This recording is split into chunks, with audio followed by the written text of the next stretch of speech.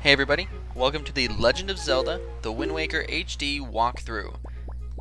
This is Chapter 7 and it will be covering a massive collection of items around the Great Sea. And as you can see, since the last time, I have fully mapped out my sea chart, except for one square which we can't map quite yet. So, still here on Outset, obviously it's day.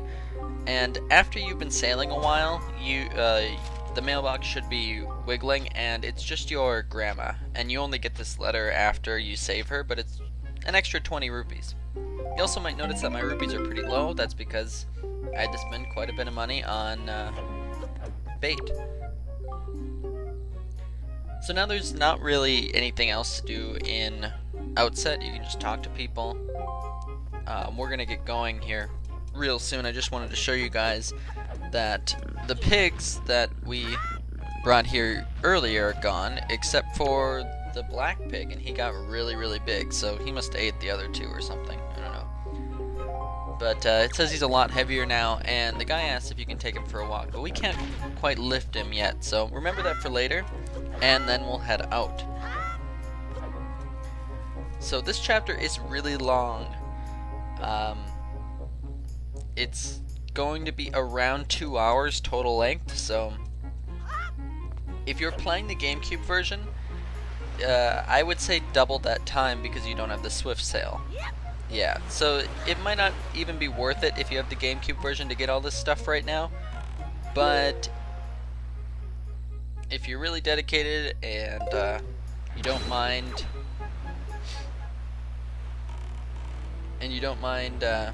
you know, spending a little extra time getting this stuff, then yeah, I highly recommend it. Especially if, you know, having extra hearts and some useful items appeals to you. So anyways, first step on the Great Sea, we want to go 1 sector north to Five-Eyed Reef. Just go to the platform there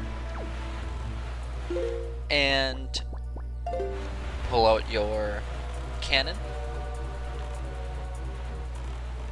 Take care of the cannons on the platform, and then you can head up, defeat the bokoblins. Also, there might be some Gorgs, which are the shark creatures in the Great Sea. You can use your boomerang to one-shot them if they give you trouble.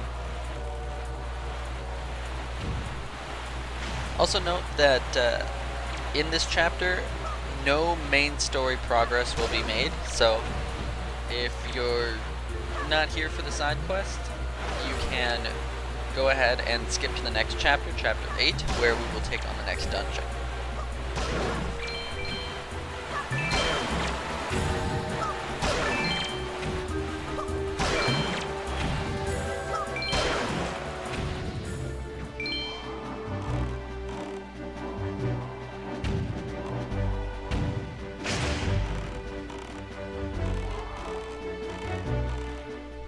So, with this platform, you don't actually need to take out the cannons to make the treasure chest appear. There's just automatically a treasure chest up there. But it's probably a good idea to take them out just because it's harder to get up the ladder. Once you get to the top, you can kill the bokoblins. Make sure you take their joy pendants if you don't have 40 yet. There are quite a few bokoblins up here, so try not to let them hit you off.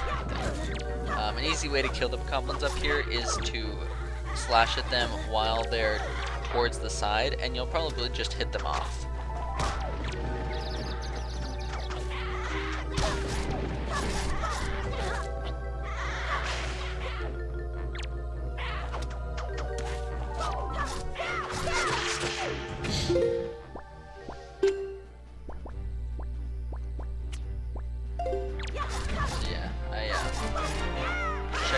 Joy pendants I had, and I had 43, so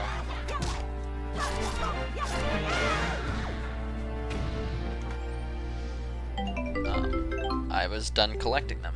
But in this treasure chest, all we get is a golden feather, and that may not seem like a lot. If you have 20 of them already, don't bother going for this platform, but if you're just a few shy like I was, definitely get this because it'll make a difference. There's only a couple more spots on the Great Sea we can find golden feathers without going back to Forest Haven and farming them from pea hats. I think you might be able to get them from sea hats, but not quite sure because I haven't tried. Anyways, our next destination is Forest Haven. So I sped up the process getting there. It's 5 sectors to the east.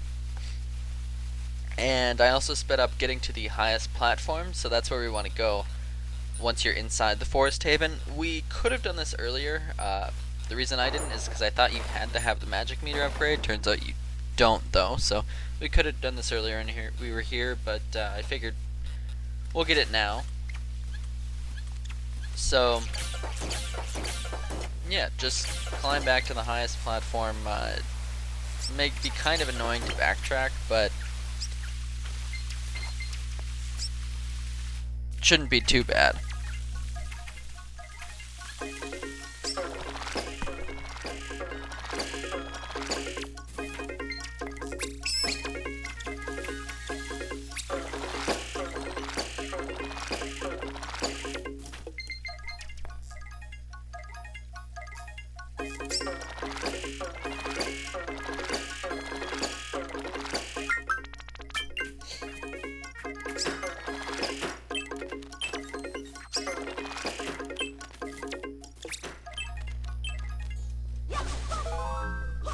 So once you're on the highest platform, you can just head out the door. And then there will be a small cutscene showing another little island, which we can fly to. So pull out your Wind Waker, play the Wind's Requiem, and change the wind to get over there. Jump off and float down.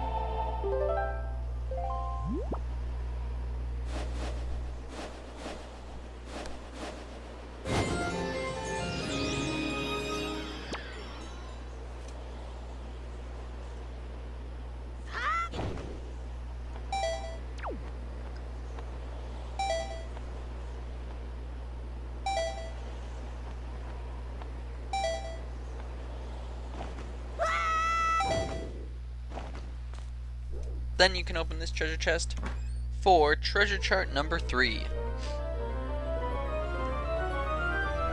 Also, now that we have our wallet upgrade, we're going to be pulling a lot of treasure in this chapter too. So I highly suggest using your gamepad if you're playing the Wii U version, because you can line link up perfectly with the treasures. And you'll see me, I go through getting treasures in this chapter, and I'm pretty much spot on throughout the chapter, but that's only because I'm peeking at my gamepad, which is behind me while I play. So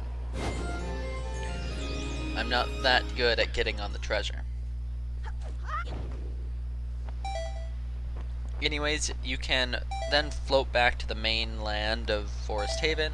Remember, you can take out Bokobabas or Dekubabas with one shot with a boomerang, so make use of that. And if you really care about having some blue potion, you can collect their Bokobaba seeds.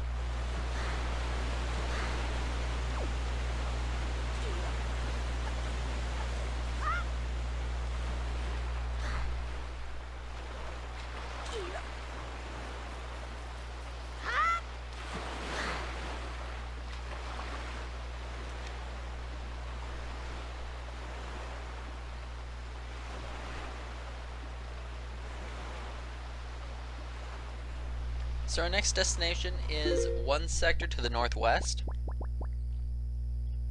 and this is Private Oasis, so you can head on up there. I'm doing the fast forwarding editing just as I have been in previous videos. If it's only 1 sector away, I am not fast forwarding, but if it's 2 or more, then I'll be fast forwarding.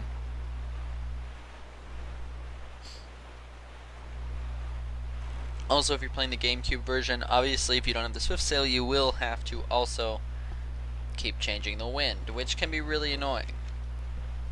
So the changes that they made to the Wii U version really aid the gameplay. It doesn't detract from the experience of playing the game. It just helps the gameplay out. So we have a treasure chart here, so we're going to pick that up. It is using treasure chart number 1. And we can pick up the treasure here for 200 rupees.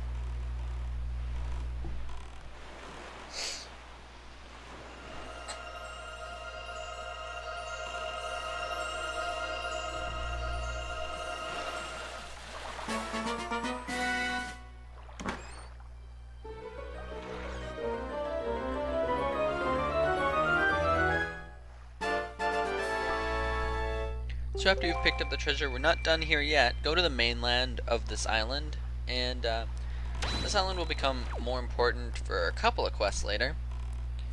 For one, you can see that there's a core oak here, so we know we have to do something with that eventually.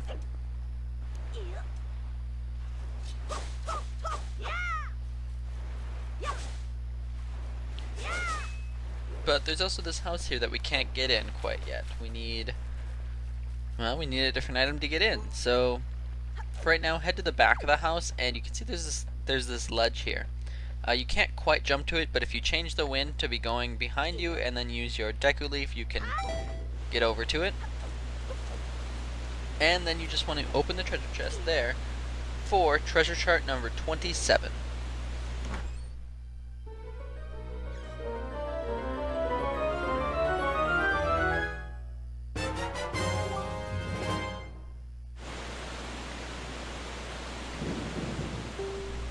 So our next destination is 2 squares to the west and 1 square north.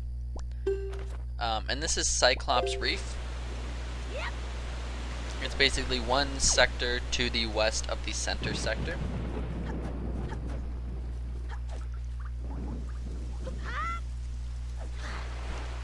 On your way, just west of the private Oasis Island, there should be a bunch of seagulls flying around it, and you can fight them for a big octo. The big octo will leave behind a treasure that you can pull up for 100 rupees.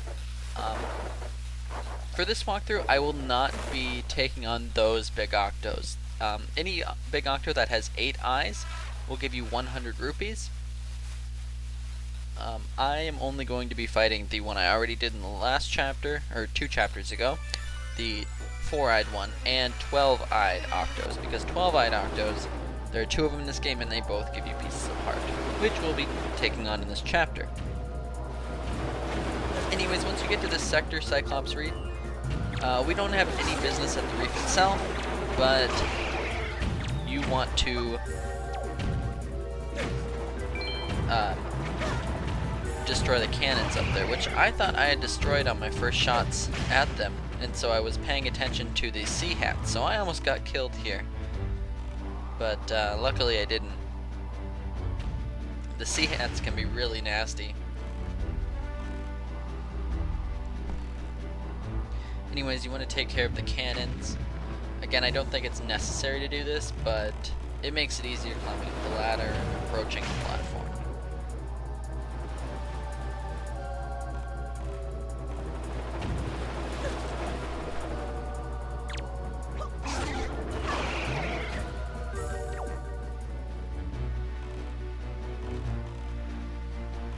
Yeah, so the sea here is crawling with sea hats. Just watch out for them, because sea hats can be really nasty. They're probably my second least favorite enemy in the game.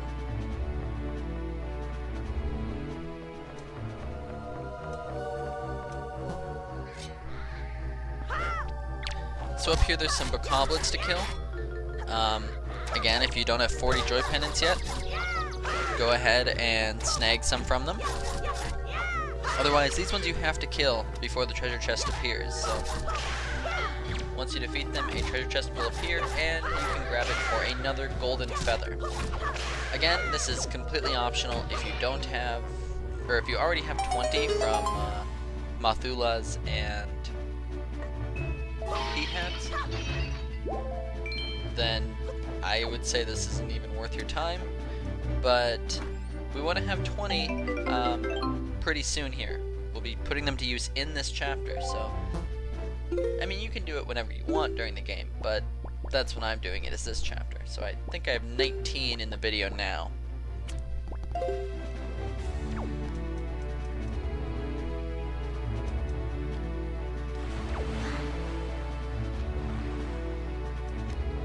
So now you can head back to the King of Red Lions, and we are going to head north one sector to Tingly Island.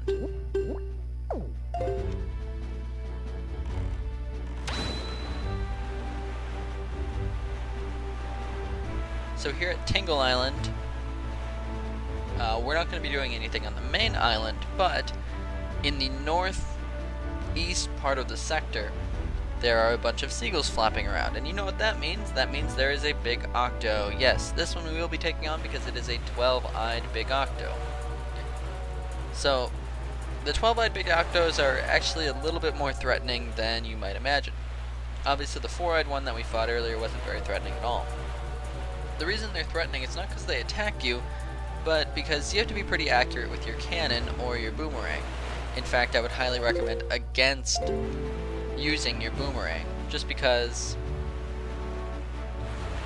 it takes 3 hits per eye. You should use your boomerang in special cases, like if he only has 1 eye left and you're having a hard time fighting him with your cannon. But the cannon will... I also was having a hard time finding the seagulls here in this sector.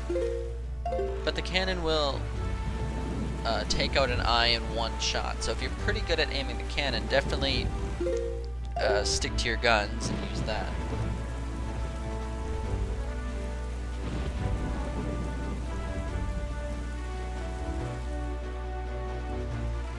So yeah, for whatever reason, I was having a difficult time finding this guy. But then finally found him, and you can see right away he's got 2 on his sides and then 5 on both his faces, I guess.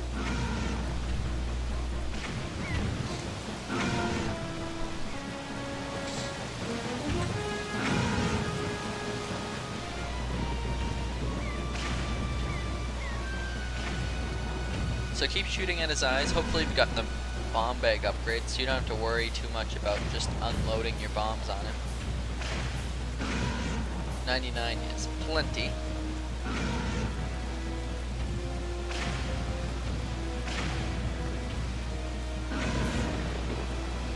And once you've taken him out, he will drop a treasure, which appears just as any ordinary treasure in the sea. If you have a case like it was just there, where 1 whole side of him is blue, you can use your boomerang then to target eyes on his other side. So the boomerang can be useful in that situation. Anyways, you just want to cruise over to the treasure that he leaves, pull out your grappling hook, and then pull it up for Piece of Heart number 20.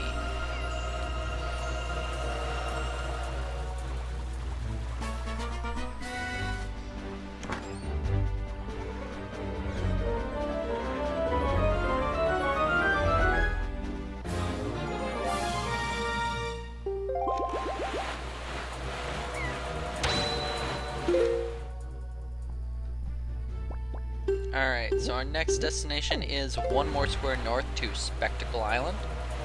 So, go ahead and head north. This should be 1 sector west of Windfall Island.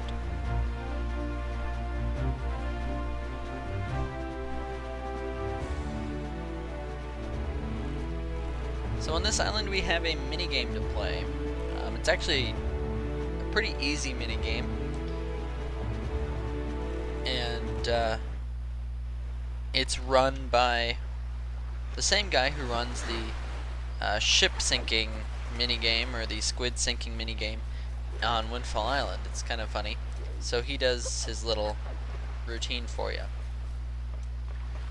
The shop is not open at night, so if it's closed, you can just play the Song of Passing.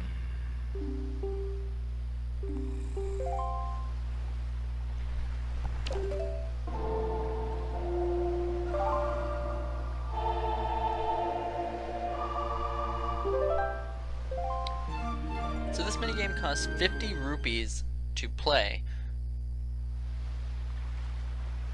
but it's pretty easy. You probably will only have to play it twice because there are 2 treasures.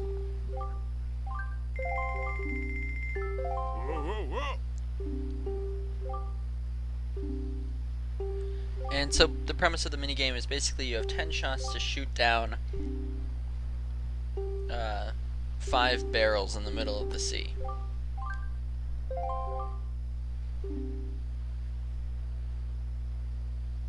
And you don't have to do it in a specific number of shots, you just have to sink the 5 barrels, or as he calls them, pirate ships. So the trick to this game is to use increments of 5%.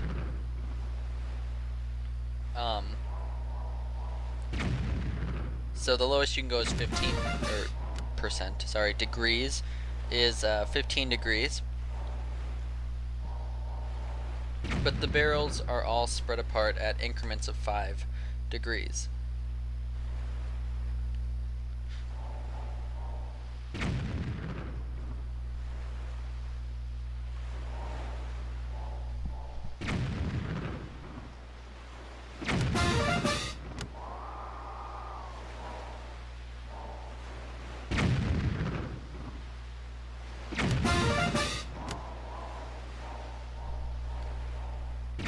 So it's also pretty easy to see which barrels are kind of at the same distance, and then how far out some barrels are from the others. So the first treasure you get from the game is heart piece number 21.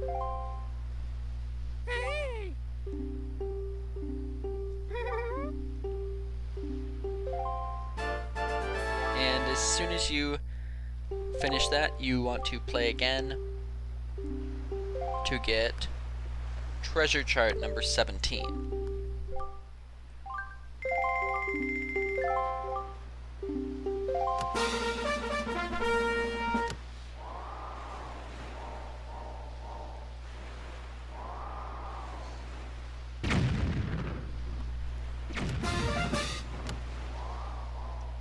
So, being a physicist, this game kind of irks me because 45 degrees should be the longest you can go, or 42.3 or so, about, if you're considering wind resistance. But you shouldn't be going farther by going up to 50 degrees. In fact, you should be going about the same as if you were going 40 degrees.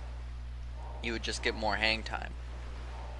So yeah, this game is not physically accurate, maybe in the world of Zelda, but definitely not in our world. As you see here, I had to go up to 50 degrees to get one of them.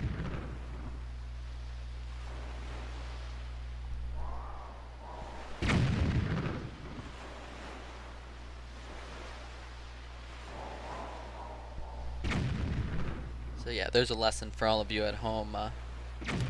Basically, if you ever want to shoot something and you want to shoot as far as it can go, launch at 45 degrees, because that'll be closest to the farthest it'll be able to go.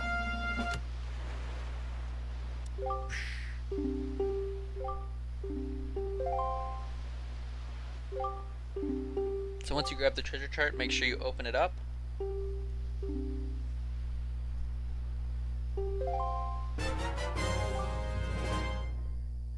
And then you can head back to the King of Red Lions.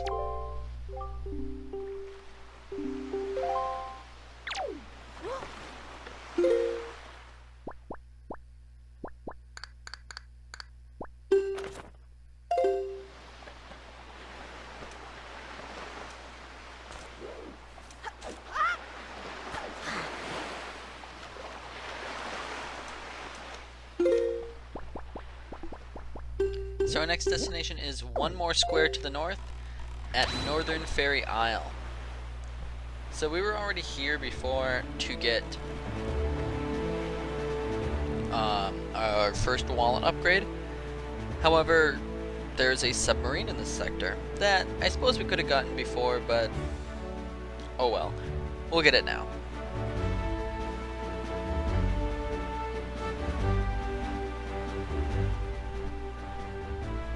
So the submarine is in the northeast sector, or the northeast portion of the sector.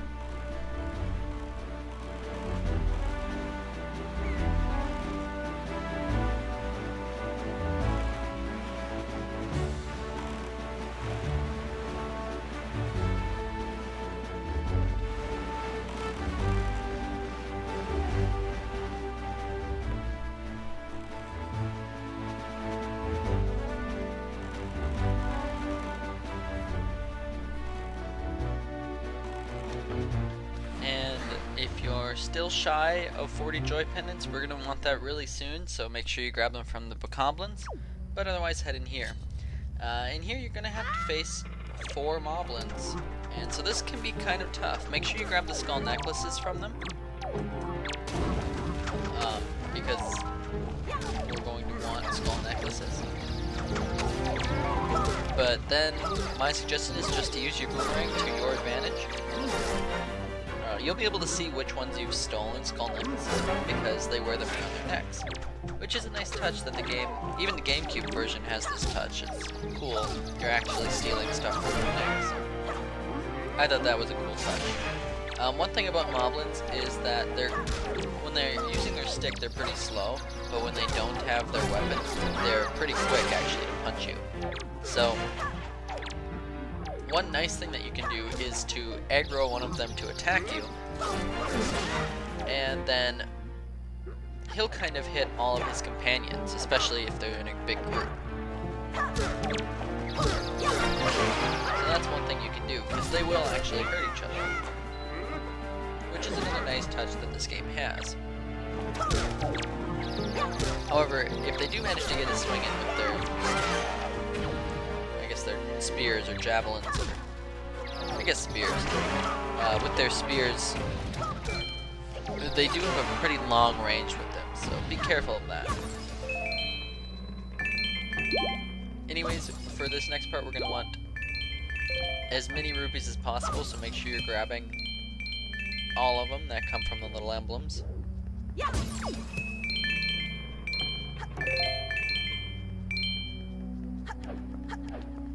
And then we want to head up and swing from rope to rope. So this is very reminiscent of Nico's game on the pirate ship. But you just want to swing from one to the next. Remember, you can hold ZR to stop and turn, and you can also use your Deku Leaf mid-flight. So once you get to the 3rd rope, you can actually kind of just swing your way over to the final platform. Once you're in there, a treasure chest will appear, and you can open it for treasure chart number 22. Then you can go ahead and leave the submarine. And that is the end of part A of this chapter. So like I said, it's a very long chapter. So be prepared for more long videos like this in this chapter. But that's it for part A. So see you in part B.